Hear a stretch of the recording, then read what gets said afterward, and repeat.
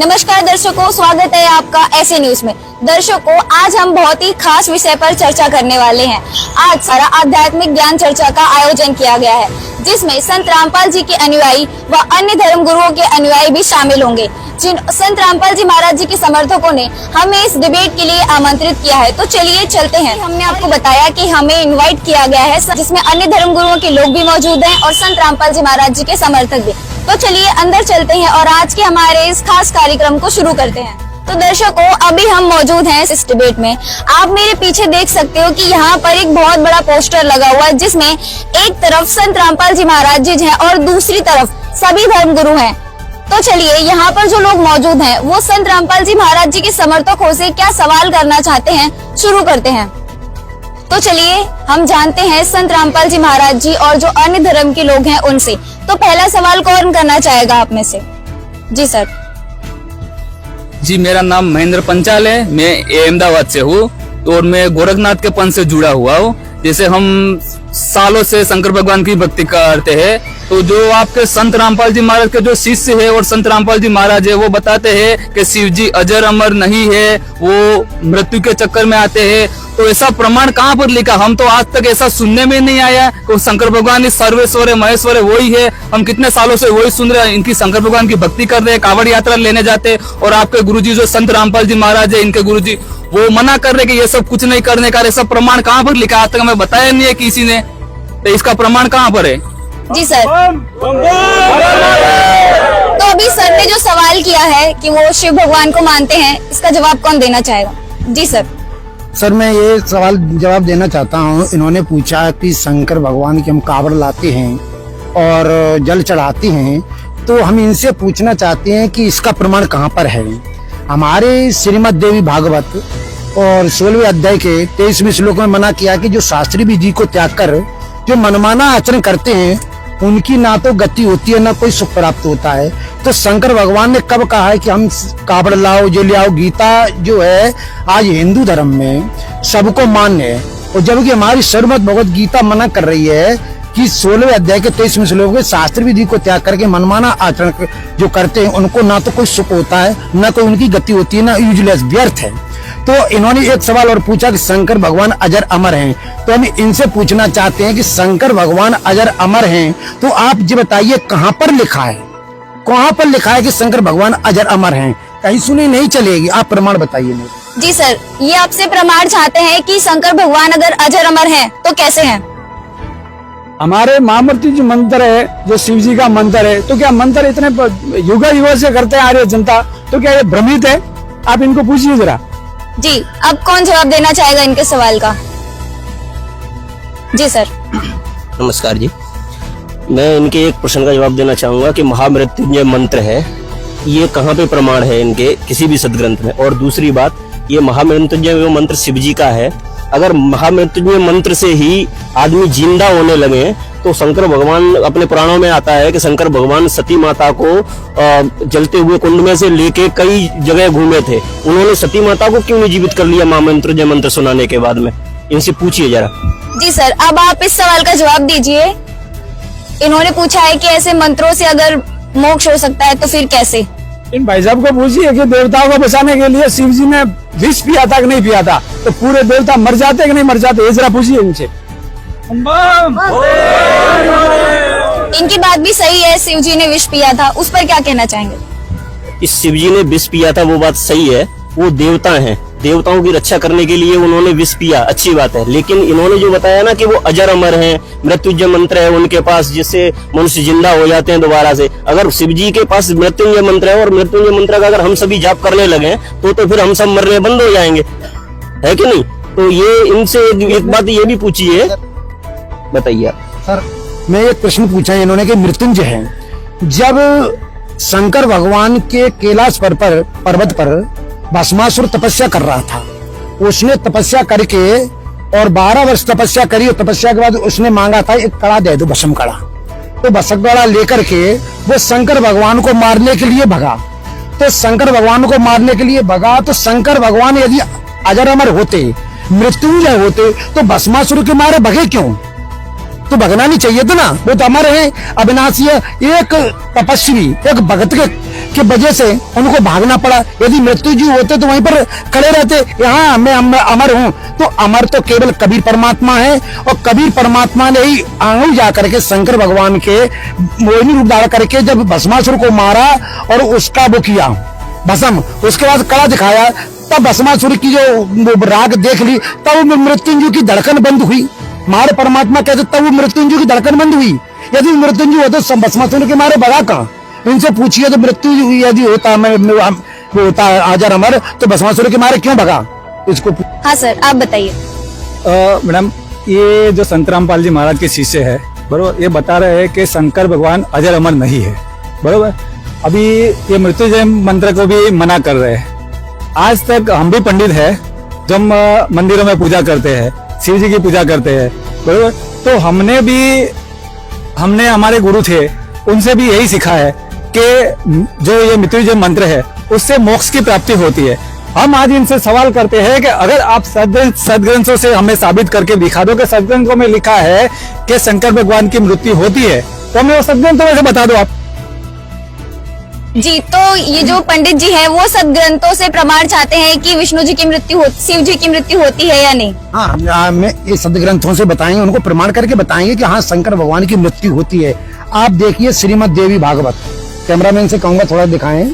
श्रीमद देवी भागवत सचित्र मोटा टाइप केवल हिंदी, इसके प्रश्न नंबर 138 पे लिखा है, 132 पे सॉरी, ये लिखा है कि भगवान शंकर कह रहे हैं, 38 पे ये लिखा है कि भगवान विष्णु की महिमा गाते हुए चले आ रहे। विष्णु कह रहे मैं विष्णु ब्रह्मा और शंकर हम सब तुम्हारी कृपा से विद्यमान है। हमारा आविर्भाव माने जन्म और तिरुभाव माने मृत्यु हुआ करता है। केवल तुम नित्य और जगती एवं प्रकृति सनातनी देवी हो। तो शंकर भगवान तो स्वयं कह रहे हैं, तो देखो ये स्वयं शंकर भगवान स्वीकार कर रहे हैं। देखो देवी भागवत में कि शंकर भगवान बोले यदि देवी माँ भाग विष्णु तुम्हीं से प्रकट हुए तो उनके बाद उत्पन्न होने वाले ब्रह्मा में तुम्हारी बालक हुए, तो फिर मैं तमोड़ी की लीला करने वाला शंकर क्या तुम्हारी संतान नहीं हुआ? अर्थात उनका जन्म हुआ है, तो वे अविनाशी नहीं हो सकते। इनको ये प्रमाण मैंने दिखा दिया। जी सर, अभी आपको पंडित जी जैसा कि अभी इन्होंने आपको प्रमाण भी दिखाया कि विष्णु जी की शिव जी की मृत्यु होती है, अब आप क्या कहोगे? अभी हमने तो आज तक नहीं ये देखा भी नहीं था, क्योंकि हम भी पूजा पाठ कर रहे हैं, पर हमारे गुरु ने अभी हमें ये सदग्रंथ दिखाए नहीं थे, इसके अंदर ऐसा लिखा हुआ है। और हम अचंभे में है कि हमारे सदग्रंथों की ऐसी सच्चाई लिखी है, तो हम भी नहीं जानते। हम भी तो पूजा पाठ करते हैं मंदिरों की, तो हमने भी ये नहीं सुना था कि शिव जी की मृत्यु भी होती है और वो अजर अमर नहीं है। तो ये मृत्युंजय मंत्र जो है वो फालतू ही है सिर्फ। तो अगर वो भी प्रमाण नहीं है, हमने भी ये तो देखा ही नहीं है कि कोई सदग्रंथ के अंदर प्रमाण होगा मृत्युंजय मंत्र का। शिव पुराण में भी शायद नहीं है। तो जैसा कि आपने देखा कि संत रामपाल जी महाराज जी के समर्थकों ने हमें हमारे पहले सवाल का जवाब प्रमाणों के सहित दिया। आइए अब दूसरा सवाल करते हैं, क्या पूछना चाहेंगे आप? हम ये संत रामपाल जी महाराज के शिष्यों से पूछना चाहते हैं कि एक गीता तेरा ज्ञान अमृत पुस्तक है जो इनके गुरुजी ने लिखा है, जिनमें हम बता दूं आपको कि इनके लेखक है संत रामपाल जी महाराज। एक बार दिखा दीजिए आप। अभी इसमें पेज नंबर 147 पे लिखा है कि ब्रह्मा विष्णु और महेश तीनों के माता पिता है, और हमारे धर्म गुरु और जितने भी संत है वो यही बताते हैं कि ब्रह्मा विष्णु महेश के माता पिता है नहीं, वो अजन्मा है। तो ऐसा कौन सा शास्त्र में लिखा है कि ब्रह्मा विष्णु महेश अजर अमर है, अजन्मा है? हमें संत रामपाल जी महाराज जी शिष्यों से जानना चाहते हैं। जी, तो सर ने पंडित जी ने जो भी सवाल किया उसका जवाब कौन देना चाहेगा? जी सर। ये भगत जी ने सर ने अभी जो पूछा क्वेश्चन कि शिव जी के माता पिता कौन है, इनके पास अगर कोई प्रमाण हो तो ये तो मानते नहीं है पहले तो प्रमाणों को। अगर हम प्रमाण दिखाते हैं तो भी ये मानने के लिए तैयार नहीं है। देखिए मैं आपको स्पष्ट करके बताता हूँ, ये है संक्षिप्त शिव पुराण। इसके 100 रुद्र संहिता इसका वो है अध्याय है, और इसमें 120 पृष्ठ है, जिसमें साफ साफ लिखा गया है कि उस पराशक्ति को प्रधान प्रकृति गुणवती माया बुद्धि तत्व की जननी तथा विकार रहित बताया गया है, वह शक्ति अंबिका कही गई है। ये भगवान शिव जी की दुर्गा जी की महिमा चल रही है, वह शक्ति अंबिका कही गई है। उसी को प्रकृति सर्वेश्वरी और त्रिदेव जननी हमारे सभी पुराणों में यही प्रमाण मिलता है कि तीनों देवता शिव जी और ब्रह्मा जी विष्णु जी तीनों त्रिदेव हैं। ये इनकी त्रिदेव जननी है। कौन? दुर्गा माता। नित्या और मूल कारण भी है। इसी नित्या और मूल कारण भी कहते हैं सदाशिव द्वारा प्रकट की गई उस शक्ति की 8 भुजाएं हैं। हो गया क्लियर? इनसे पूछिए अभी। जी सर, पंडित जी अब तो इन्होंने आपको प्रमाण सहित जवाब दिया शिव पुराण के द्वारा, अब आप क्या कहोगे? अगर शिव पुराण में लिखा है तो हम सत्य मानने के लिए तैयार है कि ब्रह्मा विष्णु महेश की माता पिता भी है, क्योंकि हमने आज तक इतने सदग्रंथ खोल के भी नहीं देखे पूरे, कि हम उधर डीप में भी नहीं गए हैं। हमने जो भी सदग्रंथ पढ़े हैं तो थोड़े बहुत पढ़ लिए हैं। हम भी पंडित हैं मगर उतने शास्त्रों नहीं पढ़े हैं। हमें जो भी हमारे धर्म गुरुओं ने बताया है, हमारे भी आगे गुरु थे। हम भी आज एक गादीपति है जो शिव जी के मंदिर में सेवा कर रहे हैं, तो हमारे भी गुरु ने हमको यही सिखाया है। हमें सदग्रंथ पूरे नहीं पता है। आज इन्होंने संत रामपाल जी महाराज ने जो सदग्रंथों में लिखा है वो हमारी आज आंखें खुली है कि ब्रह्मा विष्णु महेश तीनों के माता पिता भी है। तो अब कौन सवाल करना चाहेगा संत रामपाल जी महाराज जी के समर्थकों से? जी सर।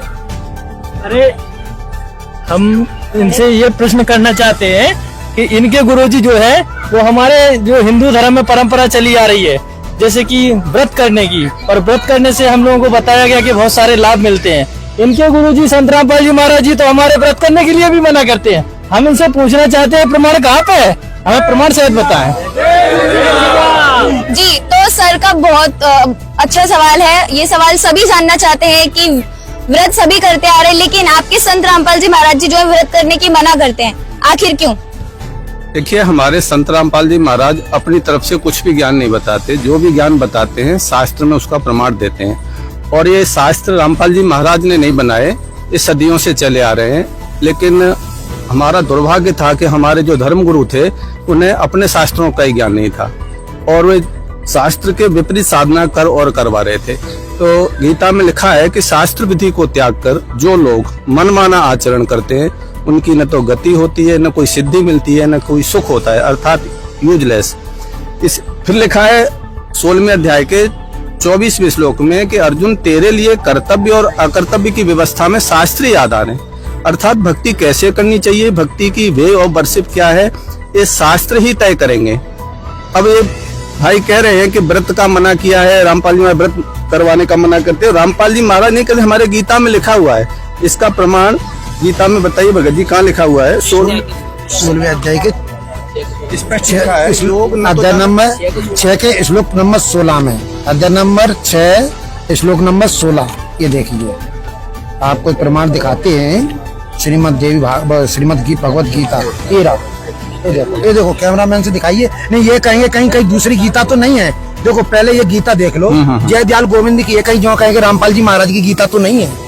पहले गीता देख लो। 16 देखिए।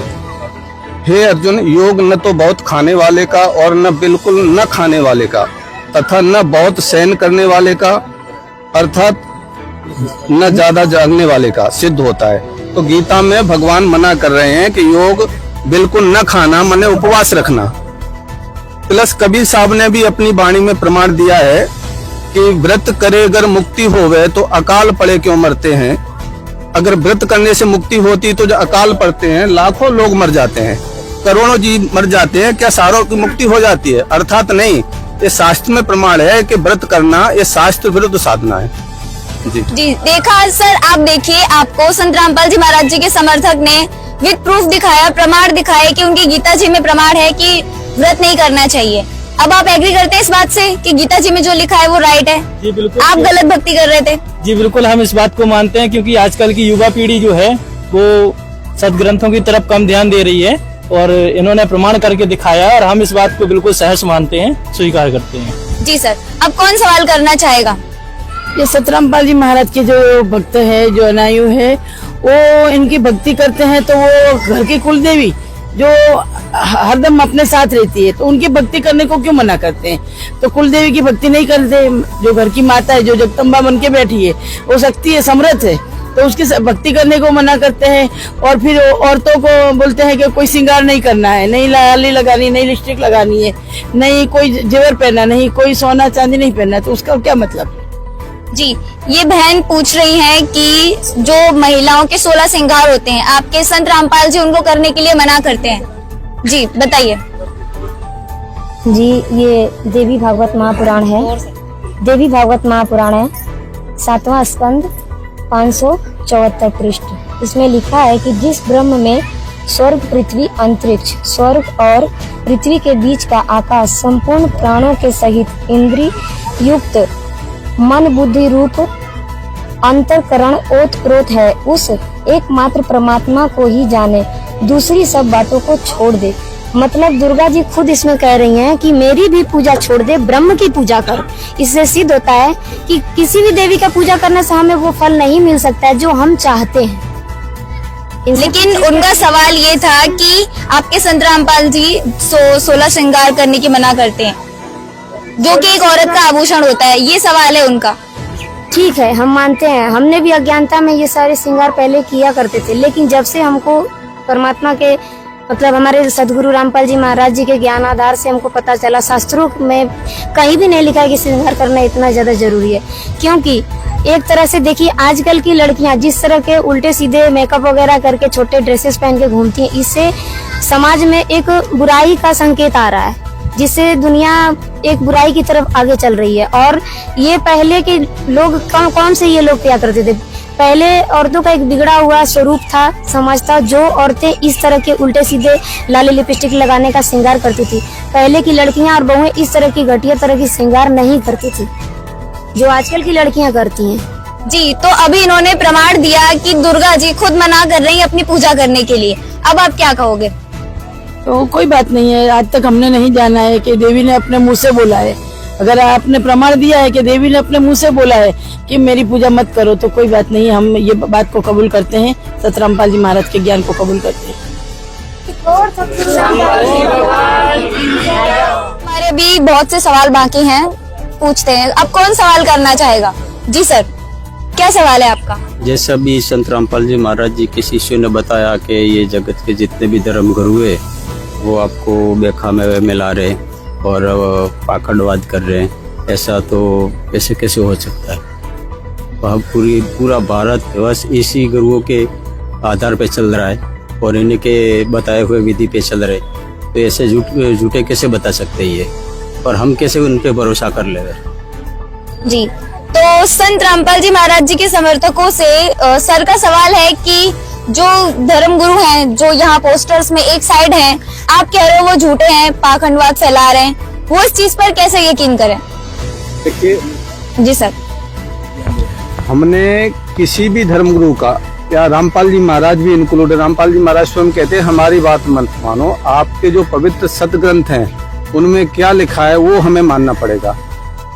अब कौन सही है कौन गलत है, पृथ्वी के ऊपर संतों की कमी नहीं है, बाढ़ सी आ गई है संतों की और सब कह रहे हैं कि हमारे पास रियल ज्ञान है।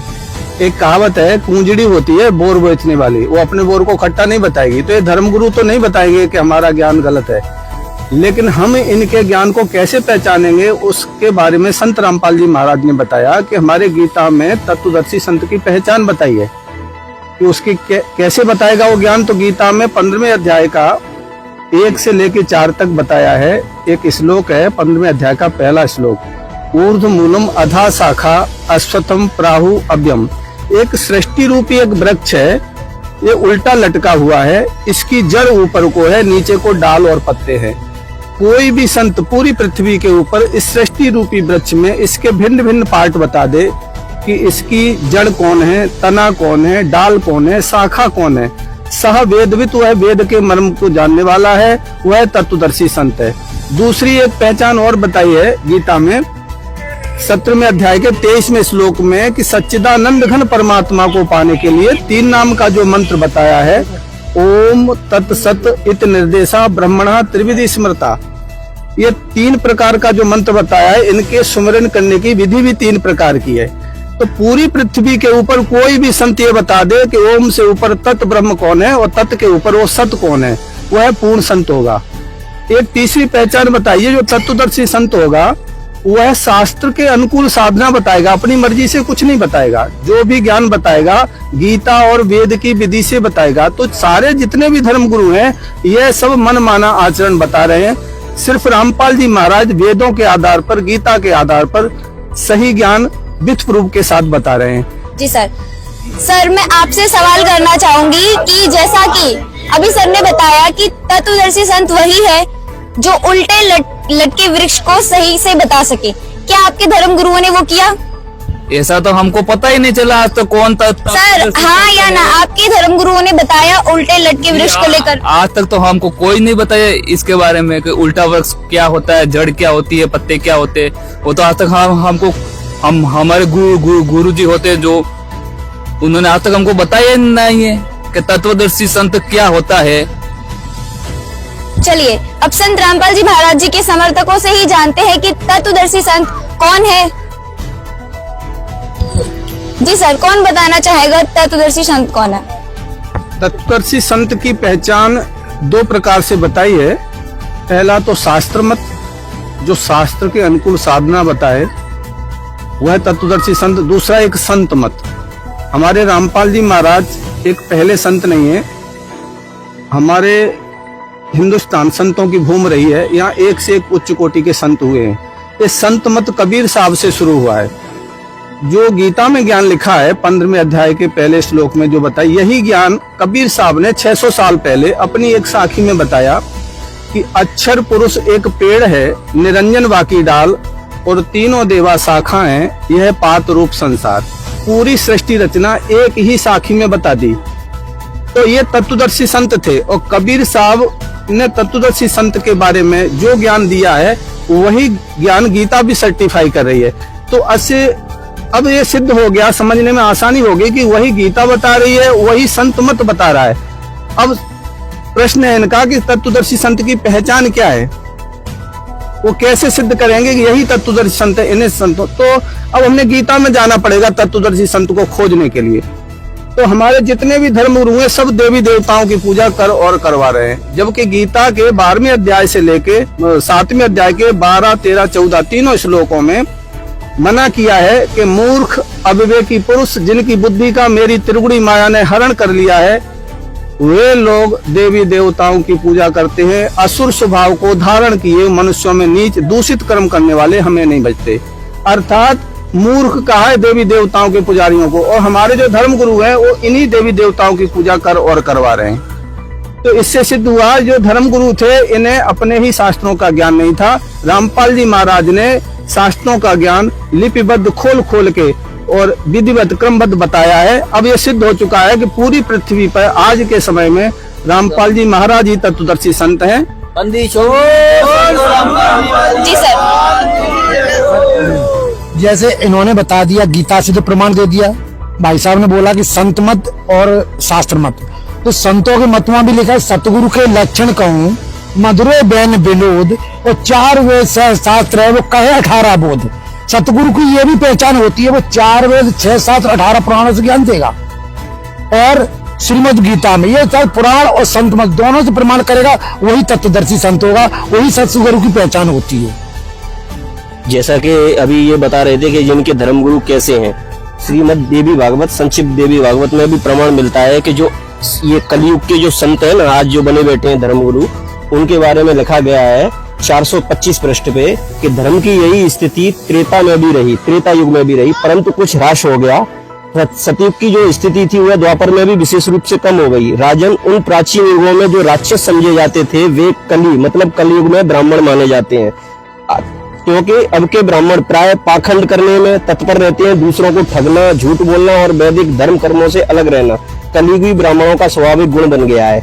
आजकल के जितने भी धर्म गुरु हैं, जो ब्राह्मण हैं, जो गुरु पद पे बैठे हैं, ये सभी सदग्रंथों से उल्टा ज्ञान दे रहे हैं, जिसका खंडन हमारी श्रीमद् देवी भागवत भी कर रही है कि ये आज के जो सतयुग में राक्षस समझे जाते थे ना, जो ऋषि मुनियों को परेशान करते थे, उनके यज्ञ वनों को नहीं होने देते थे, वो आज के धर्म गुरु हैं जो सभी देवी देवताओं की पूजाओं में लगा के और हमारे इस समाज को सभी भक्तियों को छुड़वा दिया है और परमात्मा से हमको कोसों दूर ले गए। इसीलिए किसी भी जो आज की जो पीढ़ी भक्ति कर रही है, परमेश्वर से जुड़ी हुई है, उनको ना तो सुख हो रहा है, न सिद्धि हो रही है, न शांति हो रही है। वो सारे के सारे क्या नाम है, वो बनते जा रहे हैं, क्या बोलते हैं उसको, नास्तिक होते जा रहे हैं वो सब के सब। सच्चा है।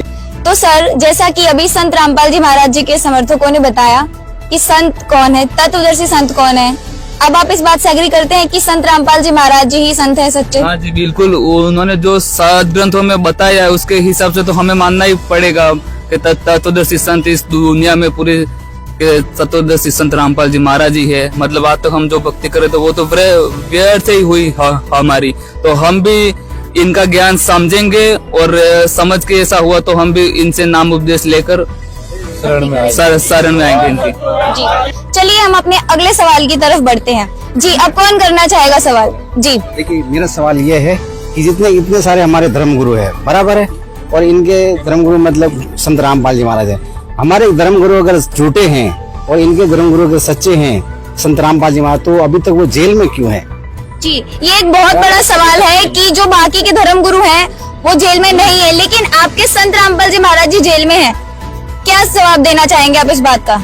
जी देखिए, ये लोग ही झूठा है। और देखा जाए तो हमारे जो देश के क्रांतिकारी हुए हैं, गांधी जी, भगत सिंह वगैरह, वो भी देश के लिए सत्य मतलब अच्छा काम कर रहे थे, तो वो भी जेल के मार्ग से गुजरे हैं। तो इस लोक का नियम है कि जो संघर्ष करता है, जो सत्य के मतलब रास्ते पे चलता है, उसको जेल के मार्ग से गुजरना होता है, और जेल तो आम बात है। और रही बात संत रामपाल जी महाराज की कि वो जेल में क्यों है, तो आज जो हमारे ये नकली धर्मगुरु है, ये लोग मतलब ये जो वेद है, पुराण है, इनके प्रमाणित ज्ञान नहीं दे रहे, और संत रामपाल जी महाराज जी इनकी जो मतलब इनका जो ज्ञान है उसको रॉन्ग बताया, तो इन लोगों की जो दुकानें हैं वो बंद हो जाएगी। इसीलिए इन्होंने मीडिया से और सरकार से मिलकर इनको जेल में डलवा दिया। जी सर, बताइए। ये भाई ने पूछा कि संत रामपाल जी महाराज जेल में क्यों है, तो हमारे गुरुजी ने स्वयं बताया, जब भी यहाँ महापुरुष आते हैं तो उन्होंने जो भी ज्ञान दिया है, उस समय हमने जैसे राम आए, राम का भी हमने विरोध किया, उनकी पत्नी को भी उठा लिया। श्री कृष्ण आए, उनका भी हमने विरोध किया, मथुरा से उन्होंने पलायन करके द्वारिका में घर बनाया। उस समय के लोग श्री कृष्ण को भी नहीं छोड़ा, राम को भी नहीं छोड़ा, प्रहलाद को नहीं छोड़ा, मीरा को जहर दिया, मंसूर को आग में जलाया।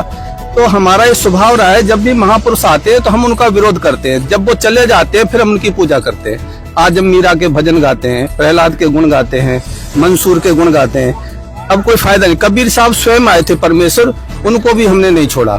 ये हमारे समाज की एक कमजोरी रही है कि जब भी महापुरुष आते हैं, जो भी हमें लाभ लेना था हम ले नहीं पाते हैं, जब वो चले जाते हैं। वही आज हमारे तत्वदर्शी संत रामपाल जी महाराज के साथ वही वर्ता हो रहा है, कोई नई बात नहीं है, ये पहले से होता आया है, वही हो रहा है। गुरुजी बताते हैं कि जब ये दास चला जाएगा, उसके जाने के बाद एक इतिहास बनेगा और लोग अलमारी में रख के फिर पूजा किया करेंगे, फिर कोई मतलब नहीं। आज गुरुजी बताते हैं, आज लाभ लेने का समय था, तो ये लोग समझ नहीं रहे। गुरुजी ने सारे प्रमाण विथ प्रूफ शास्त्रों के अनुकूल बताए हैं, लेकिन किसी भी संत के पास गुरुजी के ज्ञान का जवाब नहीं है। अब ज्ञान का जवाब ज्ञान से नहीं है, तो ये लोग विद्रोह पे उतर आए, गुरुजी के षड्यंत्र रचा और उनको जेल में डालने की राजा और प्रजा ने मिलकर साजिश रची।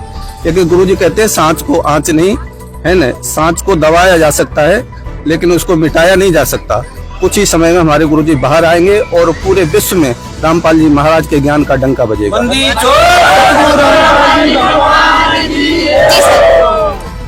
आप मुझे, सारा समाज पढ़ा लिखा है, आप मुझे एक नॉर्मल सी बात बताइए कि एक गांव में अगर 1000 आदमी हैं और 1000 आदमियों में से एक आदमी को, एक 999 आदमियों की कोई पुल पट्टी मालूम पड़ जाए, तो फिर वो क्या करेंगे, वो एक आदमी को गांव से बाहर निकलवा देंगे कि भाई हमारी इसी की वजह से हमारा पूरा गांव, हम सब जेल में चले जाएंगे।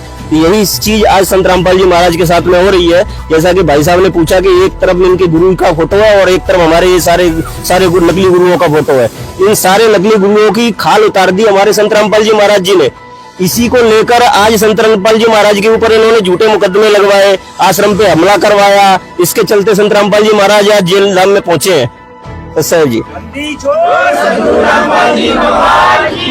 सर, आपने सुना संत रामपाल जी महाराज जी के समर्थकों ने जो जवाब दिया, वो अब कौन सवाल करना चाहेगा?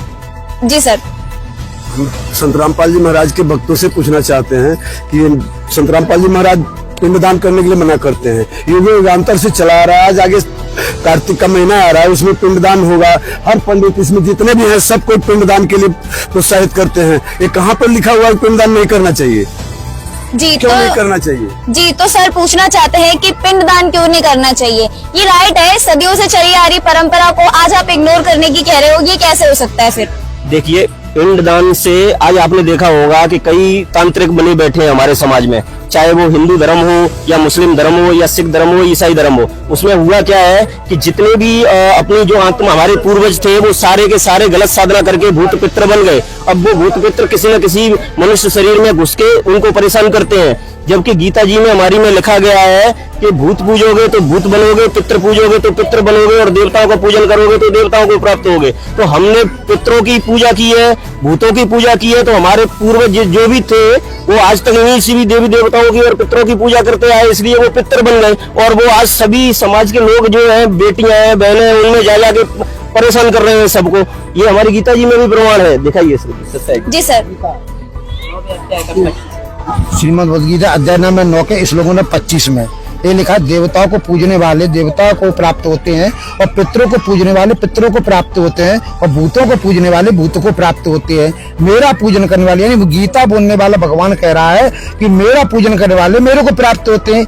इसलिए अर्जुन पुनः जन्म मतलब ये कह रहा है कि भूतों को पूजने वाले भूत लोग को जाएंगे, पितरों को पूजने वाले तो श्राद्ध निकालना ये पितृ पूजा में आती है, और पितृ पूजा करना ये गीता जी में मना है। तो हम इनसे पूछना चाहते हैं, जो गीता जी हमारी जो हिंदू धर्म की शास्त्र है उसको आज हिंदू धर्म पूरा मानता है, तो हमारी जो गीता कह रही उस पे चल मानेंगे कि आपके जो धर्म गुरु मनमुखी कह रहे हैं उसको मानेंगे?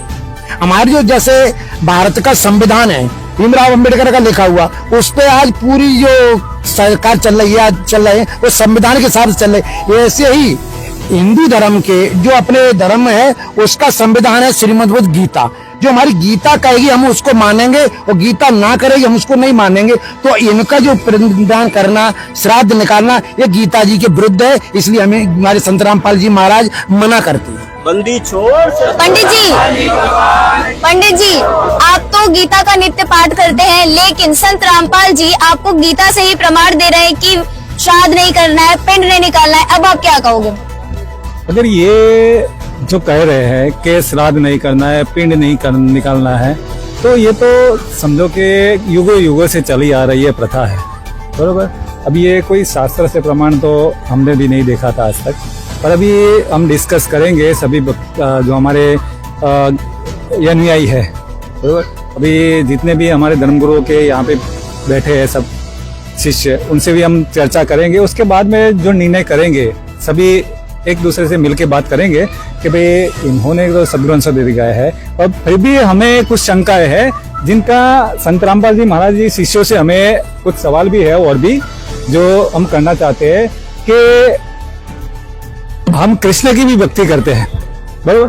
तो आज संत रामपाल जी महाराज जो बताते हैं कि गीता कृष्ण ने नहीं बोली, काल ने बोली है, तो हमारे भगवान को ये काल कैसे बोल सकते हैं?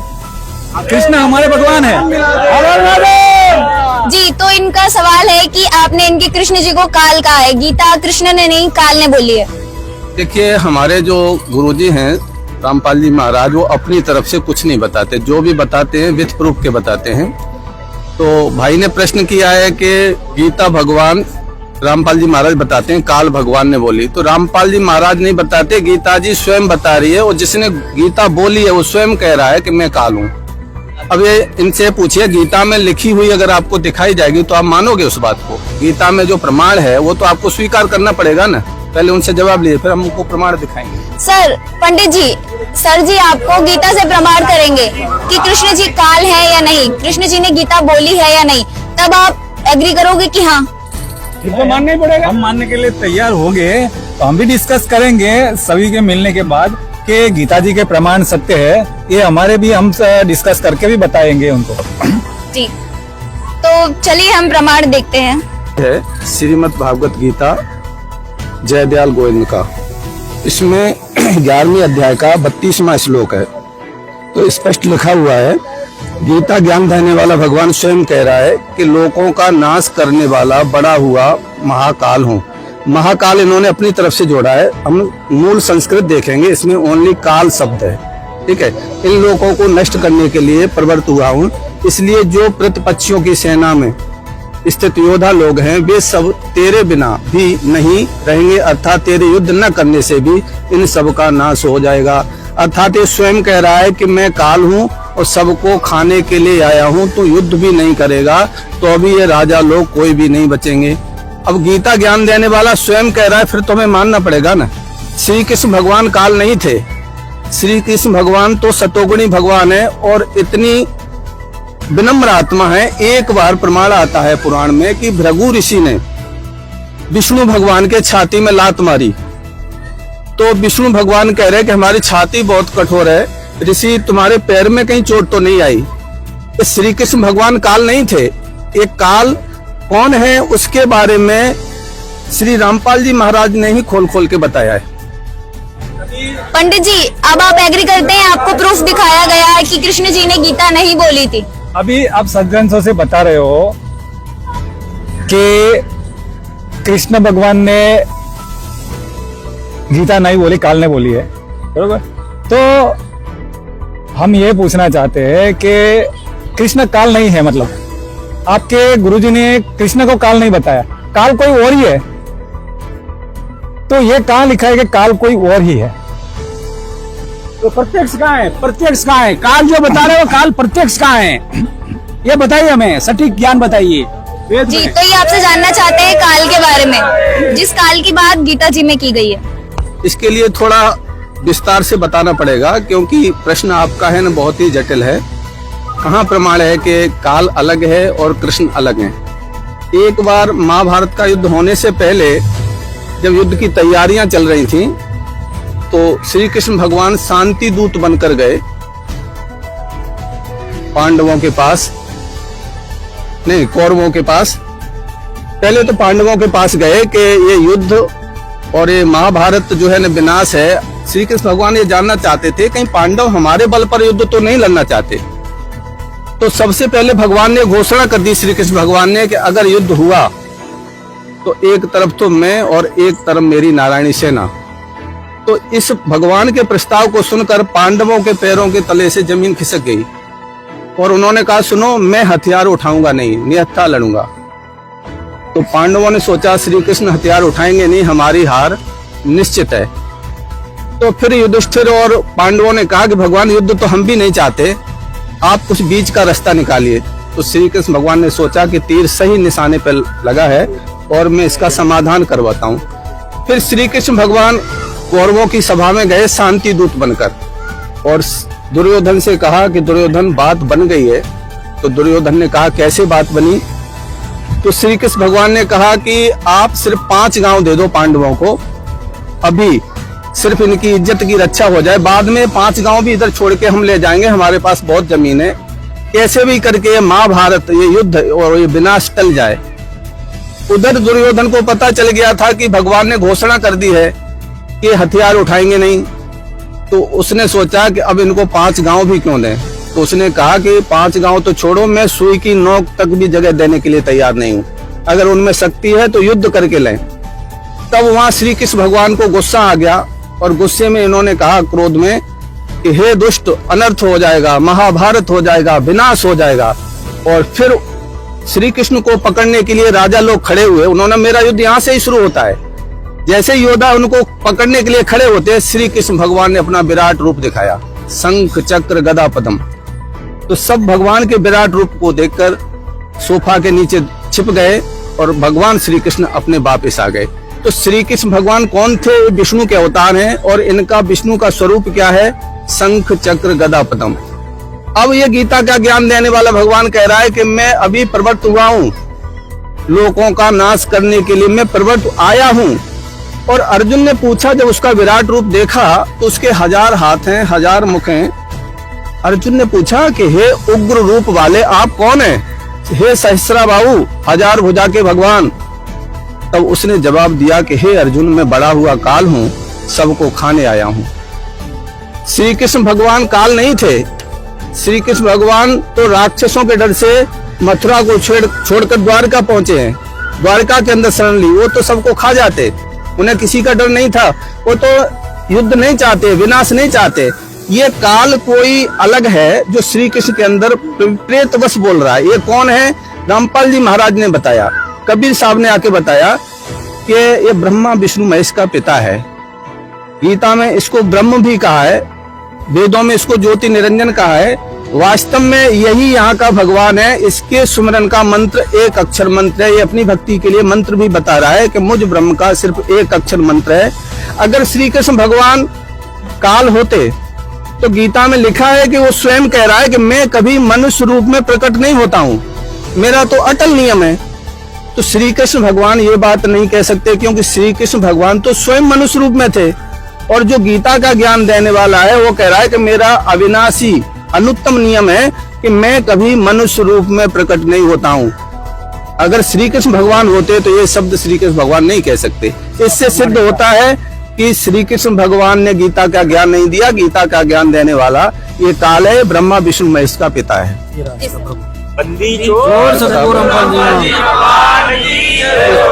गीता जी में स्पष्ट लिखा है, मेरी उत्पत्ति को अर्थात लीला से प्रकट होने वाले न देवता जानते हैं और न ही न महर्षि ही जानते हैं, क्योंकि मैं सब प्रकार से देवताओं का और महर्षियों का भी आदि कारण हूँ। तो इसे स्पष्ट होता है कि कृष्ण भगवान तो प्रत्यक्ष थे और जो बोल रहा है वो काल बोल रहा है। ये गीता जी इसमें उसने स्पष्ट कर दिया, ये लोग ये मेरे को भी नहीं पहचानते, तो इसका प्रमाण इनको ये देता है, दिया है गीता जी में, दिखा सकते हैं। बंदी छोड़ सद्गुरु रामपाल जी भगवान की जय हो। पंडित जी, अभी आपने देखा जो संत रामपाल जी महाराज जी के समर्थक ने आपको पूरी विवरण बताया कृष्ण जी के, और वो जो युद्ध हुआ महाभारत उसको लेकर, क्या वो विवरण आपको आपके सभी धर्म गुरुओं ने बताया था? किसी एक ने बताया था कि ऐसा ऐसा हुआ था? नहीं, हमें तो अभी तक ऐसा सब सुना नहीं था। हमने भी महाभारत तो देखा है, जो टीवी सीरियल में दिखाते हैं वो देखा है, बाकी महाभारत तो हमने भी पूरी पढ़ी नहीं है। जो हमने तो सीरियलों में देखा था वही जानते थे। पर ये जो संत रामपाल जी महाराज के जो शिष्य है, इन्होंने जो बताया हमें कि कृष्ण खुद काल नहीं है, और उन्होंने विस्तार रूप से हमें बनाया कि कृष्ण का विराट स्वरूप तो चतुर्भुज है, तो भगवान का चतुर्भुज स्वरूप होता है जो हम स्वीकार कर रहे हैं। और इन्होंने बोला कि काल कोई और है जो कृष्ण के शरीर में अंदर घुस के बोला है। तो हम अभी मानते हैं इनसे कि कृष्ण के शरीर में काल घुस के बोला होगा। अभी इनसे हमें एक सवाल और है जो काल के रूप में ही है कि वास्तव में काल कौन है? अगर इनके कृष्ण के शरीर में घुस के काल ने ज्ञान बोला है गीता का, तो वास्तव में काल है कौन? और इसका कोई शास्त्रों में भी प्रमाण है कि काल कोई और है? जी, तो संत रामपाल जी महाराज जी के समर्थकों से पंडित जी ये जानना चाहते हैं कि आप जिस काल शब्द का बार बार उपयोग कर रहे हो वो कौन है? कौन जवाब देना चाहेगा? काल जो बोल रहे हैं कि काल कौन है, इसके 3 नाम है। इसको काल भी कहते हैं, इसको ब्रह्म भी कहते हैं, इसको क्षर पुरुष भी कहते हैं। तो परमात्मा ने इसको काल क्यों कहा है, वो सृष्टि रचना जो आप पढ़ेंगे या संत रामपाल जी महाराज का जो सत्संग सुनेंगे, प्रवचन सुनेंगे, उसके बाद पता चल जाएगा कि काल किसे कहते हैं। पहले काल जो गीता जी में बोला है उसको क्षर पुरुष भी कहते हैं और इसको ब्रह्म भी कहते हैं। इसलिए श्रीमद् गीता में अध्याय नंबर 8 के श्लोक नंबर 13 में कहा है, ब्रह्म कहता हुई काल कहो, उसको क्षर पुरुष कहो या ब्रह्म कहो, एक ही नाम है उसके। तो ब्रह्म कह रहा है कि गीता जी के अध्याय नंबर 8 के श्लोक 13 में कि ओम इति एकाक्षरम ब्रह्म विभारणम माम अनुसरणम सयाति परमाम गतम।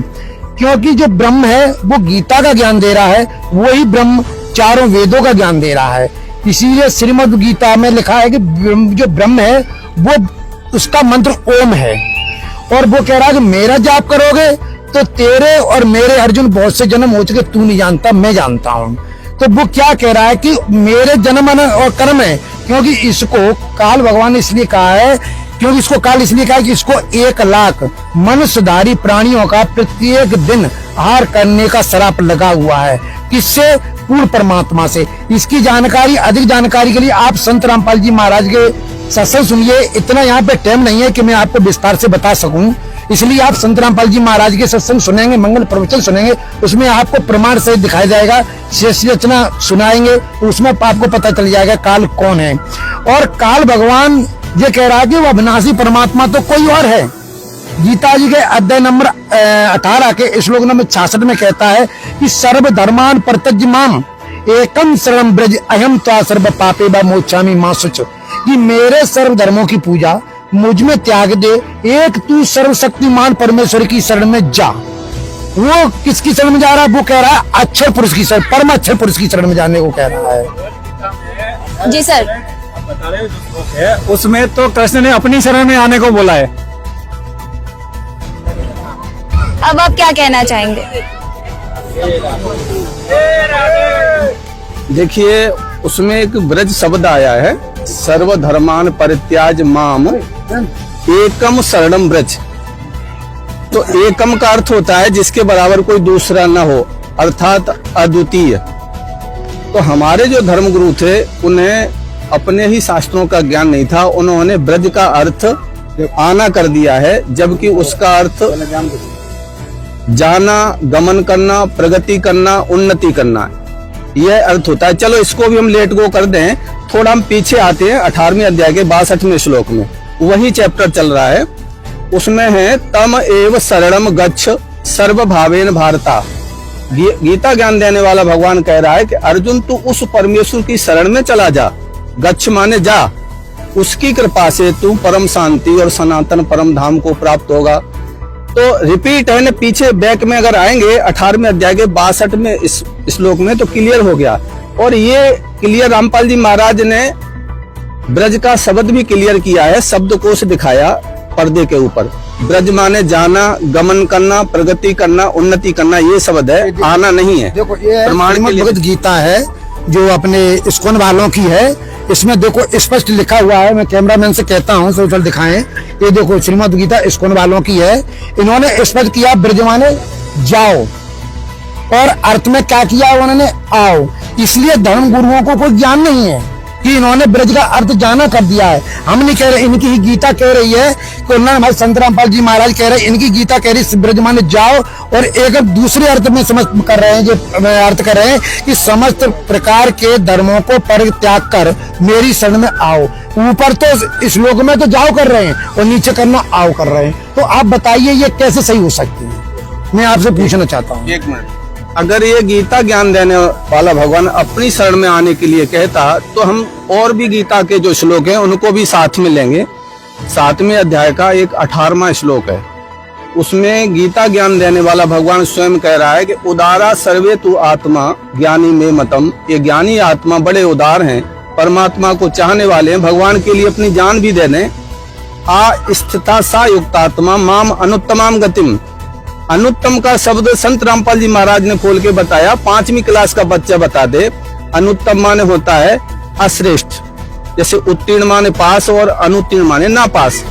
तो हमारे धर्म गुरुओं ने अनुत्तम का अर्थ क्या किया है? अति उत्तम, सर्वोत्तम। तो इससे हम जो है ना गीता का सही अर्थ नहीं समझ पाए, जबकि 5वीं क्लास का बच्चा बता दे उत्तीर्ण माने पास और अनुत्तीर्ण माने ना पास। अनु उत्तम शब्द लिखा है, इसमें विशेष ज्ञान की भी जरूरत नहीं है। अब इन्होंने जानबूझकर गलती क्यों की? क्योंकि इन्हें तत्व ज्ञान नहीं था। इनकी नजर में श्री कृष्ण भगवान ही सुप्रीम पावर गॉड हैं, इनसे ऊपर का इन लोगों को ज्ञान नहीं था। इसके लिए इन्होंने सोचा कि गीता ज्ञान देने वाला भगवान अपनी साधना को घटिया कैसे कह सकता है। फिर हम थोड़ा आगे चलेंगे तो और क्लियर हो जाएगा। 7वें अध्याय का 19वां श्लोक में तो गीता ज्ञान देने वाला भगवान स्वयं कह रहा है कि बहुनान जन्मानंते ज्ञानवान प्रपद्यते मम। बहुत जन्म के अंत में कोई ज्ञानी ब्रह्म साधना करता है, मेरी साधना करता है। अर्थात वासुदेव सर्वम इति स महात्मा सुदुर्लभा। अब वासुदेव का अर्थ श्री कृष्ण भगवान की तरफ लोग ले जाते हैं। वास्तव में वासुदेव शब्द वेदों में पूर्ण परमात्मा के लिए प्रयोग किया गया है। वासुदेव का अर्थ होता है सबके ऊपर जिसका वास है। देव माने भगवान, all of controller, supreme power God, वही सब कुछ है। ऐसा ज्ञान बताने वाला संत तो बहुत दुर्लभ है। ये ज्ञान स्वयं गीता ज्ञान देने वाला भगवान बता रहा है और अपनी साधना को घटिया कह रहा है। 8वें अध्याय के 16वें श्लोक में इसने स्वयं कहा है कि आ ब्रह्म भुवनात् लोके पुनरावर्तिन अर्जुना, मृत्यु लोक से लेके और ब्रह्म लोक तक ये महाप्रलय में नाश को प्राप्त हो जाएंगे। अर्थात ब्रह्म लोक भी अविनाशी नहीं है। तो ब्रह्म लोक अविनाशी नहीं है तो इसके साधक जब महाप्रलय होगी तो कहाँ जाएंगे। और स्वयं ब्रह्म ने अपनी साधना के बारे में तो छोड़ो, स्वयं के बारे में भी बताया है 4थे अध्याय के 5वें श्लोक में कि हे अर्जुन, तेरे और मेरे अनेक जन्म हो चुके हैं। तो ब्रह्म स्वयं कह रहा है कि हमारा भी जन्म और मरण होता है, लेकिन मेरे जन्म और कर्म अलौकिक हैं, दिव्य है। अर्थात उसकी जन्म बहुत ज्यादा है, क्योंकि गुरुजी बताते हैं कि पिता की उम्र के बारे में पुत्र नहीं बता सकता, अर्थात दादाजी बता सकते हैं। तो स्वयं कबीर साहब आए, उन्होंने इसकी जन्म के बारे में बताया और गीता ज्ञान देने वाले भगवान ने स्वयं अपने जन्म के बारे में बताया। अर्थात सिद्ध होता है कि भगवान सुप्रीम पावर गॉड नहीं है, ये स्वयं कहता है। गीता में कई ऐसे प्रमाण हैं कि कहता है कि उत्तम पुरुष तो अन्य परमात्मा इति उदारता, ये परमात्मा नहीं है। ये क्या कह रहा है, उत्तम माने श्रेष्ठ, पुरुष माने परमात्मा, अन्य माने कोई और है।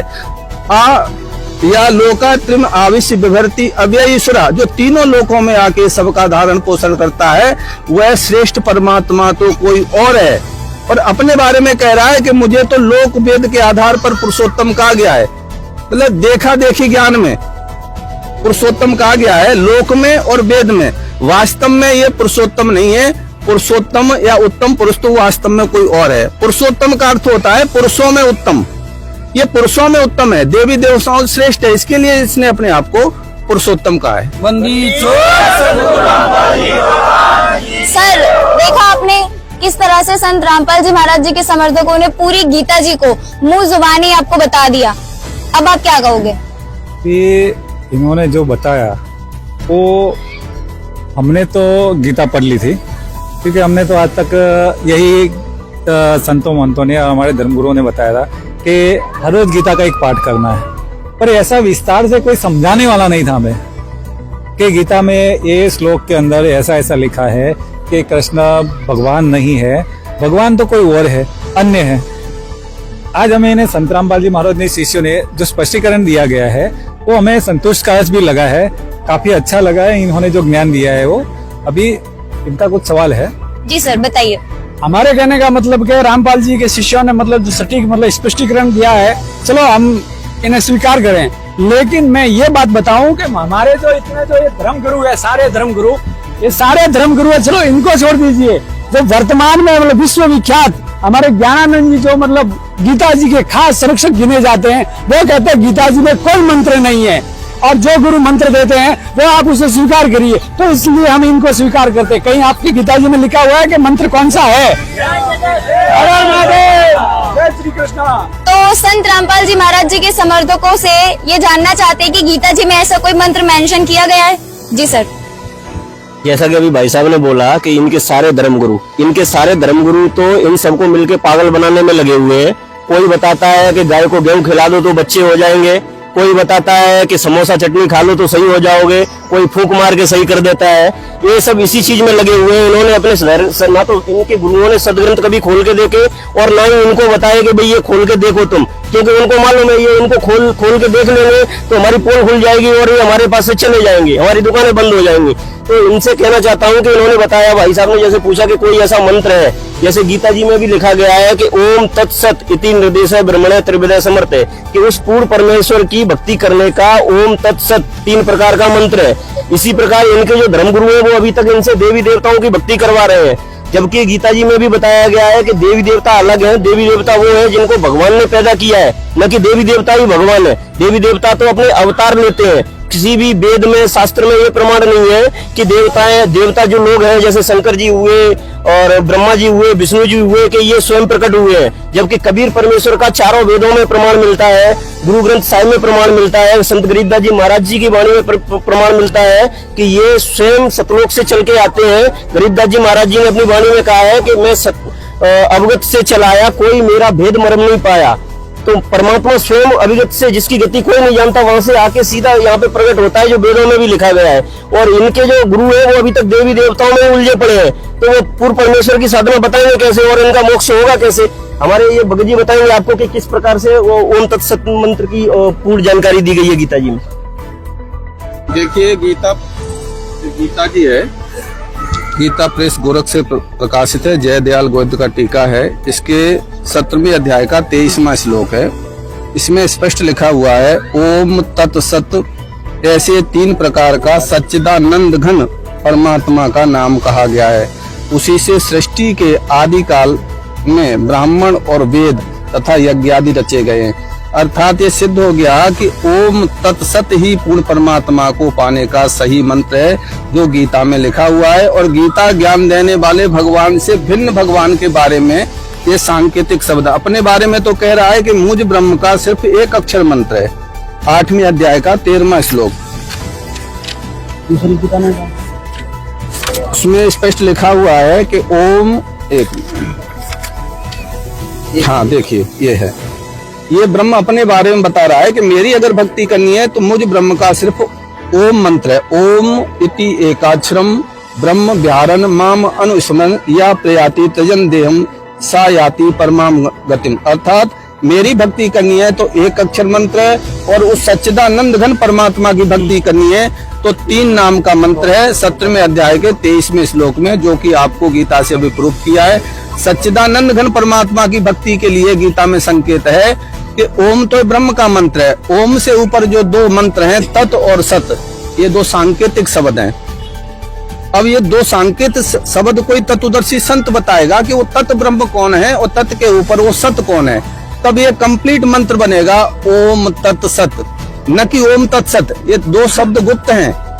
ये पूरी पृथ्वी के ऊपर कोई भी संत अगर ये बता दे कि ओम से ऊपर तत् कौन है और तत् के ऊपर सत कौन है, स वेदवित, वो वेद के मर्म को जानने वाला है, अर्थात वो पूर्ण संत है। गीता ने तत्वदर्शी संत की पहचान भी बताई है कि वह तत्वदर्शी संत ही बता सकता है कि तत्व और सत्य क्या है। किसी को नहीं मालूम, सब ओम तक का ही ज्ञान रखते हैं, ओम से ऊपर किसी को ज्ञान नहीं है। रही बात इन्होंने जो ज्ञानानंद जी की बात की है, तो उनके ज्ञान की इस गीता जी से एक प्रमाण हो जाता है। गीता जी के 66वें श्लोक में उन्होंने भी ब्रज का शरत आना कर दिया है, जबकि हमारे सदग्रंथ उसमें प्रमाणित कर चुके हैं हम के एकम शरणम ब्रज अहम तो असर, यानी ब्रज माने होता है जाना। और जो सर पूछ रहे हैं कि ज्ञानानंद जी हमारे सर्वश्रेष्ठ माने गए हैं अभी सदग्रंथों में, तो उन्होंने भी उसका अर्थ आना कर मेरी शरण में आ जा कर दिया है, तो हम कैसे उनको सर्वश्रेष्ठ मान लें? जी सर, उनको समझाइए, बताइए। जैसा कि अभी आपको प्रमाण दिया, ज्ञानानंद जी को लेकर भी बताया, अब आप क्या कहोगे? हमने आपकी पुस्तक प्राप्त कर ली है 20 रुपए में। अब हम इस पे अध्ययन करेंगे, अगर और शास्त्र भी ला करके मिलान करेंगे, अगर सही निकला तो हम भी आपकी गुरु महाराज की शरण में आ जाएंगे। जी क्या पूछना चाहेंगे? पहले ये बताना पड़ेगा कि आपके धर्म गुरु जितने हैं इतने मूर्ख बना रहे, ऐसा बोल रहे हैं कि इतने सारे धर्म गुरु है, हम आज इतने सालों से इनको मानते आ रहे हैं, उनकी बताई हुई विधि कर रहे हैं, फिर भी इनको गलत कैसे ठहरा सकते हैं? जी तो ये जो जी सर बताना चाहेंगे, इन्होंने सर ने ये हमारे जो धर्मगुरु सर संत रामपाल जी महाराज की एक पुस्तक खरीदी है, गीता तेरा ज्ञान अमृत। तो मैं इनसे निवेदन करना चाह रहा हूँ, अभी बहुत सारे ऐसे भक्तों ने, समाज में बहुत सारे लोगों ने प्रश्न भी किए हैं, उत्तर भी किसी जवाब भी दिए हमारे लोगों ने, तो हम इनसे एक कई लास्ट में जाके ये सवाल आता है कि इन्होंने संत रामपाल जी महाराज ने पहले ये सारी भूमिका लिखी है इसके अंदर, कृपया करके पहले ये पढ़ें, क्योंकि भूमिका हम नहीं पढ़ते हैं। कोई भी प्रश्न लेके हम गीता जी का पढ़ लेते हैं और फिर यहाँ से सवाल जवाब करते हैं संत रामपाल जी महाराज के 8 शिष्यों से आके। जैसे कोई भी इनकी पुस्तक आती ज्ञान गंगा है, गीता तेरा ज्ञान अमृत है, तो उनका सिर्फ जिल्द देखते हैं हम, और जिल्द के बाद हम 2-4 शब्द उठाते हैं बीच में से, जैसे संत रामपाल जी महाराज का कोई चैप्टर हुआ। तो कृपया करके ये जो पुस्तक संत रामपाल जी ने लिखी है ना, ये बहुत ही महत्वपूर्ण पुस्तक लिखी है। हमारे जो शास्त्रों में अधूरा आज तक जो ज्ञान दिया था, कृपया करके इसको पूरा पढ़े, पहले तो शुरू से पढ़ेंगे हम। तो जैसे कोई भगत बोलते हैं ब्रह्मा विष्णु में इसके माता पिता का इसमें दिया है, महादेव जी का मंदिर है, ये सारी जानकारी इसमें इसलिए दी गई है क्योंकि ये जो पुस्तक बनाने का उद्देश्य यही था कि कई लोग ऐसे होते हैं जैसे हमारे साथ 4 वेद हैं, 6 शास्त्र, 18 पुराण, तो इसको हम कहाँ खरीदने जाएं? तो उसके माध्यम से हम संत रामपाल जी महाराज ने पहले क्या किया है, इसको भूमिका बनाई गई है। तो भूमिका में पहले इनका, जैसे रामपाल जी महाराज का हम कैमरामैन से कहेंगे दिखाएं जरा, तो पहला ही पृष्ठ आप लोग खोलोगे तो उसमें सबका विवरण दिया हुआ है और उसका प्रमाण कौन से सदग्रंथ से लिया गया है वो इस पुस्तक में पढ़ेंगे, तब हमको सारी जानकारी सही से मिलेगी। दूसरा क्या है, जैसे लोग पुस्तक तो खरीद लेते हैं, पुस्तक खरीदने के बाद वो एक दो सवाल ऊपर से पढ़ के अरे तो गीता जी में और महादेव जी का ज्ञान आ रहा है, ऐसा नहीं। फिर हम ये पढ़ने के बाद इसमें पूरा गीता जी का ज्ञान हमारा लास्ट में शुरू होगा जाके अध्याय के साथ, चैप्टर के साथ, तो वो हमको अवश्य पढ़ना है। पुस्तक लिए सर ने, बहुत अच्छी बात है, पर क्या करते हैं लोग पहले से ही पढ़ के और पुस्तक को छोड़ देते हैं, बोलते हैं इसमें गीता जी का ज्ञान तो कहीं भी नहीं लिखा है। तो गीता जी का ज्ञान पहले हमारे को समझना पड़ेगा शुरू से, तब जाके लास्ट में हमारी समझ में आएगा। जैसे कि अध्याय नंबर फिर दिए गए, पूरी गीता जी का इसमें ज्ञान दिया गया है। कई ऐसे प्रश्न आते हैं बाद में उखड़ के कि इसमें गीता जी का ज्ञान तो है ही नहीं, हमारे सदग्रंथों में अलग से ज्ञान सुना दिया है इसमें गीता जी में। तो कई बार विवाद भी हो जाता है संत रामपाल जी महाराज की पुस्तक को लेकर। तो स्पष्टीकरण करना चाहूंगा कि पूरी पुस्तक को पहले पढ़ें, भूमिका जरूर पढ़ें सच्चाई जी। जैसे मेरा एक रामपाल जी महाराज के शिष्य से मेरा एक प्रश्न है। जैसे पंडित जी हमारे यहाँ पूजा पाठ करने आते थे तो गीता रखते थे, फिर इसके ऊपर जैसे दक्षिणा के रूप में 501, 401, 1000, 1000, 2100 कुछ रखते थे, तो क्या हमें भी ऐसा करना पड़ेगा ना धो करके विधि हिसाब से? तो कितना समय में उठना है, ऐसा कोई विधि निर्माण कुछ है क्या? नहीं, ऐसा कुछ भी नहीं है। इस पुस्तक को सिर्फ आपको पढ़ना है और इसमें प्रश्न तारीख दी गई है, भक्ति की मर्यादा बताई गई है, भगत में कौन सी मर्यादा से भक्ति करनी चाहिए, समाज में किस प्रकार से रहना चाहिए। जैसे अर्जुन और कृष्ण का संवाद हुआ है तो उसमें पूरी भक्ति मर्यादा बताई गई है। इसमें आपको चढ़ावा या उसकी कोई भी जरूरी नहीं है, इसको सिर्फ पढ़ना है और इससे ज्ञान प्राप्त करके आपको पूर्ण संत की शरण में जाके भक्ति करनी है। चलिए अब हमारे अगले सवाल की तरफ बढ़ते हैं। सर अब आप क्या पूछना चाहेंगे? हमारा इन संत रामपाल जी महाराज जी के शिष्य को पूछना है कि ये कबीर साहब को भगवान बताते हैं। तो हमारे आज तक जो हमने जितने भी हमने पढ़ा है बराबर, वहाँ तो शंकर भगवान है, ब्रह्मा जी है, विष्णु जी है, दुर्गा जी है, शिव जी है, श्री राम है, कृष्ण भगवान है, यही तो हमारे भगवान है। फिर ये कबीर साहब तो एक संत थे जो यहाँ पे आके उन्होंने कबीर वाणी बोली है, तो हमें तो वो संत ही दिखाई दे रहे और ये बोल रहे कि भगवान है। ऐसा कौन सा इन्होंने भगवान की उपाधि बना के रखी है और कहाँ पे उनके प्रमाण है? और संत का एक और प्रमाण है कि जितने भी कविता हैं तो कबीरदास जी की है, जितने भी भजन है तो कबीरदास जी के हैं, जितने भी कव्वाली है तो कबीरदास जी के। अब बताओ, कबीरदास जी संत है भगवान है? उन्होंने कविताएं बोली है, उन्होंने तो संत कबीरदास ने तो कविताएं बोली है, तो उनको संत की उपाधि दी जाती है ना। तो ये तो इनके जो संत रामपाल जी महाराज जी से जो शिष्य है वो तो बोलते हैं कि कबीर साहब ही भगवान है। तो भगवान की अगर कहीं पे लिखा है तो हमें बताया कि कबीर साहब भगवान है जी। तो संत रामपाल जी महाराज जी के समर्थकों से सवाल है, उन्होंने ये तो मान लिया कि वो संत रामपाल जी महाराज जी को सच्चा गुरु मानते हैं, लेकिन कबीर जी को भगवान मानना उनके लिए मुश्किल है। पहले थोड़ा मौखिक बताएंगे, फिर इनको प्रमाणित करेंगे कि कबीर साहब भगवान हैं या नहीं। देखिए, भगवान के बारे में लिखा है कि वो अजन्मा है, अविनाशी है, उसका जन्म मरण नहीं होता है। तो हम जिनको अभी तक भगवान मानते थे सभी का जन्म मरण हुआ है। राम का भी जन्म हुआ, कृष्ण का जन्म हुआ, ठीक है, तो फिर अविनाशी कहाँ हुए? इनका जन्म हुआ और मौत भी हुई। कबीर साहब के बारे में ऐसा प्रमाण है कि वह लहर तारा तारा में काशी में कमल के फूल के ऊपर प्रकट हुए थे और वह शिशु रूप में प्रकट, उनका पालन पोषण बिन ब्याही गाय के दूध से हुआ। अब हमारा समाज ये स्वीकार नहीं कर सकता कि बिना माँ बाप के कोई बच्चा पैदा हो सकता है, क्योंकि परमात्मा के बारे में किसी को ज्ञान नहीं है। वह परमात्मा अपना ज्ञान स्वयं आके बताता है, उसके बारे में किसी को ज्ञान नहीं है। गीता ज्ञान देने वाला भगवान स्वयं कह रहा है कि मेरे और तेरे विचार काल में इस सृष्टि रूपी वृक्ष का वर्णन संभव नहीं है, अर्थात मैं नहीं बता सकता उस परमात्मा के बारे में, कोई तत्वदर्शी संत बताएगा। तो तत्वदर्शी संत होता कौन है? वही पूर्ण परमात्मा स्वयं आके यहाँ तत्वदर्शी संत की भूमिका करता है और अपने बारे में स्वयं ज्ञान बताता है और कहता है मैं तो दास हूँ। कबीर दास। अभी आपने जो बताया है कि कबीर साहब अजन्मा है, जो अविनाशी है, पर उनके तो माता पिता थे। आगे भी आपने तो सदग्रंथों से साबित करके दिखाया है कि जिनके माता पिता होते हैं पर वो अजन्मा नहीं होते, उनके तो जन्म मृत्यु के चक्र में होती है। तो आप उनको कैसे अविनाशी मान सकते हो?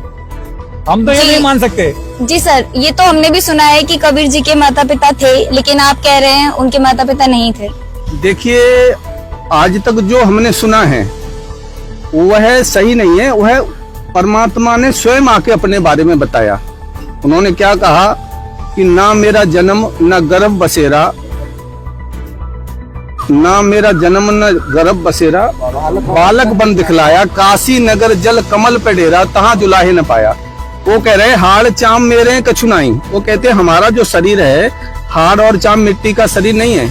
ना मेरे घर दासी, तारन तरन अभय पद दाता, मैं सतनाम पासी। और वो कह रहे हैं कि हम कहाँ से आए, गोरखनाथ से कहा है अवधू अभिगत से चले आए, मेरा कोई भेद मर्म नहीं पाया। उनके बारे में कोई नहीं जानता वो कौन है, उन्होंने ही आके अपने बारे में स्वयं बताया है। अब चलो ठीक है, जन्म के बारे में भ्रांतियां हैं, अलग अलग मत हैं। देखो, जो जन्मा है वो मरेगा, लेकिन कबीर साहब के बारे में एक ऐसा आज भी प्रमाण है कि जब उन्होंने शरीर छोड़ा था तो हजारों लोगों के सामने वह सह शरीर गए थे। उनके शरीर का अंतिम संस्कार नहीं किया गया। 4 दाग से वो न्यारे हैं सदगुरु। उन्होंने फिर एक अपने बारे में धर्मदास से कहा था, धर्मदास यहाँ हम पहली बार नहीं आए, सतयुग में भी आए। सतयुग में सत सुकृत कह टेरा, त्रेता नाम मुनिंदर मेरा, द्वापुर में करुणामय कहाया, कलयुग नाम कबीर धराया। चारों युग में वह परमात्मा चारों युगों में आए हैं, कलयुग में ही नहीं आए। और हर युग में आके यहाँ शिशु रूप में प्रकट होते हैं। उनका पालन पोषण बिन ब्याही गाय के दूध से होता है और अपना ज्ञान गा गा कर लोकोक्तियों के माध्यम से अपने शिष्यों को सुनाते हैं और वह उपदेश करने की इच्छा से आते हैं। अब इसका प्रमाण आपको हम अभी आपने जो बताया कि कबीर साहब ने खुद ही अपनी वाणी में बताया है, वो तो उन्होंने खुद ही बताया है कि हम भगवान हैं। तो आप हमें कोई ऐसा प्रमाण बताओ कि जहां पे कबीर साहब लिखा हो नाम कि वही भगवान है, ऐसा हमें प्रमाण बताओ। आप तो मौखिक दिखा रहे हो कि कबीर साहब ने खुद ही अपनी वाणियों में बोला है, तो कबीर साहब ने बोला है, तो हम कैसे माने उनको भगवान? जी बिल्कुल, सर का कहना भी ठीक है, उन्हें प्रमाण दिखाइए। जी सर। हाँ सर जी, इन्होंने बोला कि कबीर परमात्मा का जो आप परमात्मा परमात्मा कह रहे हैं, इनका प्रमाण कहाँ है? इनका प्रमाण हम ये बताते हैं। ये देखो, ऋग्वेद मंडल नंबर 9 सूक्त 9 और 10 इकट्ठा है। इसका सूक्त नंबर 82 है, मंत्र नंबर 3 है। इसमें लिखा है कबीर देश से, कबीर देव लिखा है, कबीर देवस्य, स्पष्ट लिखा हुआ है कबीर देव। इसका सर यहाँ आइए आप। समझ जाएगी सर प्रमाण। और दूसरा प्रमाण आपको और दिखाते हैं, सूक्त नंबर 96 का, सूक्त नंबर 96 मंत्र नंबर 16 से 17 में। ये देखो, शिशु जज्ञानम असंति मजंती सुबंती महनु मरु गणेन्द्र, कबीर गिरवी काव्यानाम, कबीर संतोष पवित्र ज्योति रेमना। माने कबीर गिरी माने कबीर परमात्मा, गिरी माने बाणियों के द्वारा, काव्य माने कविताओं के द्वारा। कबीर माने वो कबीर परमात्मा है, वो अपने द्वारा रची हुई सृष्टि को स्वयं आकर के वाणियों द्वारा और शब्दों द्वारा लोकोक्तियों के द्वारा बताता है। इसका प्रमाण ऋग्वेद मंडल नंबर 9 सूक्त नंबर 96 मंत्र नंबर 17 में प्रमाण है। आप स्वयं देखिए, कबीर परमात्मा का भी नाम। कबीर कहाँ लिखा हुआ? कबीर कहाँ लिखा हुआ? ये तो सब लिखा है कबीर, कबीर रे चढ़ा है, कबीर गिरवी, कबीर कहो कुछ भी कहो। ये तो आपने कवि दिखाया है, कबीर नाम, कबीर गर्भ लिखा है, कबीर कहाँ लिखा है? कबीर पूरा हमें को दिखाओ। कबीर एक और प्रमाण दिखाते हैं बहन। देखो, ये यजुर्वेद है, अथर्ववेद जो लिखा है। देखो सर दिखाना चाहते हैं, ये देखिए सामवेद है, सरल हिंदी साहित्य भाव साहिब। ये देखिए सामवेद संख्या नंबर, ये लिखा है कबीर मितोजा अजातम, मानी उसकी कभी मृत्यु नहीं होती। कबीर अजन्मा है, किसी जन्म नहीं लेता माँ से। हमें तो उसकी शक्ति का कोई बार पार नहीं है। आप देख लीजिए, स्वयं प्रमाण देखिए। जी सर, आप देखिए। और एक और प्रमाण बताएं, यजुर्वेद अध्याय नंबर 4 के 5 के श्लोक 32 में, इस पर लिखा है, अभी वेद में आप जैसे सत्संग रामपाल जी महाराज को सुनोगे, उसमें लिखा है कि कबीर गिरवी क्या मैंने काना यजुर्वेद अध्ययन 5 श्लोक 32 में लिखा है, कबीर विश्व तस्सी तमोरसी काव्य ना, मतलब कबीर परमात्मा विश्व सबका पालन पोषण करने वाला, वो सबका जो 300 लोग मुक्ति धाम में रहता है वहां से गति करके आता है और सबका धारण पोषण, इसका प्रमाण यजुर्वेद अध्ययन नंबर 5 के श्लोक 32 में लिखा है। इसके लिए आप संत रामपाल जी महाराज का सत्संग सुनेंगे, उसमें प्रमाण सहित आपको बता दिया जाएगा। तो सर, अब आपको आपके सवाल का जवाब मिल चुका है कि कबीर जी ही भगवान है, उन्होंने वेदों शास्त्रों से प्रमाणित किया। अब आप क्या कहना चाहोगे? अभी हम हमारे जो भी यहाँ पे भाई बहन आए हैं उनसे थोड़ी चर्चा कर लेंगे, फिर हम आपको बताते हैं कि अभी जो हमने शास्त्रों का ज्ञान सुना, बरोबर, जैसे कि हमारे अभी भाई बहन है कि हमें आज तक तो ये संत महंतों का जो ज्ञान मिल रहा था हमें, बरोबर, ये शास्त्रों से तो कोई मेल खाता नहीं है। हमें जो ज्ञान, जो हम कृष्ण की भक्ति करते थे, राम की भक्ति करते थे, ब्रह्मा विष्णु महेश की भक्ति करते थे, और यहाँ तो पूरा उल्टा ही दिख रहा है हमें। जो शास्त्र वेद है वो तो कुछ अलग ही दिखा रहे। हम तो वेदों की महिमा करते थे कि हमारे वेद ऐसे है, हमारी भगवत गीता ऐसी है। भगवत गीता में हमें तो उल्टा ज्ञान दिखा रहा है, पर हम पढ़ते नहीं थे ना, यही तो आगे हमारी दिक्कत हो गई। हमारे यहाँ पढ़ना पड़ेगा, हमें कपड़े में बांध के रखा था। हमें तो हमारे पंडितों ने यही सिखाया है कि वेद पढ़ना सिर्फ हमारे पंडितों को ही पढ़ना आता है। यहाँ तो संत रामपाल जी के हर एक शिष्य वेद पढ़ते हैं। अब तो हम लोगों ने भी ले ली है, अब तो हम लोगों ने भी ले ली, हम लोग भी पढ़ेंगे। इनकी पुस्तक ली है जीने की राह करके, ये पुस्तक बता रहे 20 रुपए की पुस्तक है, हमने लिए। इसमें ये बता रहे हैं कि इसमें बहुत अच्छा ज्ञान है। हम भी घर पर जाकर इसको पढ़ेंगे, अध्ययन करेंगे, अगर हमें अच्छी लगी तो हम भी इनसे उपदेश लेंगे बहन जी। अभी हम मानते हैं और पूर्ण रूप से ये सच्चाई जान चुके हैं कि संत रामपाल जी महाराज जो बताता है ज्ञान, वो 100% 100% हमारे धर्म गुरु से विपरीत है और शास्त्रों के प्रमाणित ज्ञान दिखा रहे हैं। वो हम उनका ज्ञान स्वीकार कर रहे हैं और आगे अभी हम प्रण भी लेते हैं कि हमारे जितने भी भाई बहन यहाँ पे है वो संत रामपाल जी महाराज से नाम दीक्षा लेके पूर्ण गुरु की भक्ति करके, परमात्मा की भक्ति करके मोक्ष की प्राप्ति के लिए हम भी आगे आएंगे, ऐसे हम प्रार्थना करते सकते। दर्शकों, देखा आपने किस तरह से संत रामपाल जी महाराज जी के समर्थकों ने हमें भी प्रूफ प्रमाण दिया कि जो संत रामपाल जी महाराज जी भक्ति बता रहे हैं वो सही है और बाकी के धर्मगुरु जो भक्ति बता रहे हैं वो गलत है। दर्शकों, सोचने वाली बात है कि अभी तक हमारे जितने भी धर्मगुरु हैं उन्होंने कभी हमें वेद गीता शास्त्रों का अध्ययन नहीं कराया, कभी उनको खोल कर नहीं दिखाया, ऐसा जो अन्य धर्मगुरुओं को मानते हैं उनका कहना है। तो इस बात से निष्कर्ष निकलता है कि संत रामपाल जी महाराज जी जो भक्ति विधि बता रहे हैं वो शास्त्रों के आधारित है और जो भक्ति विधि हम अभी तक करते आ रहे हैं अपने धर्मगुरुओं के कहने पर वो बिल्कुल गलत थी।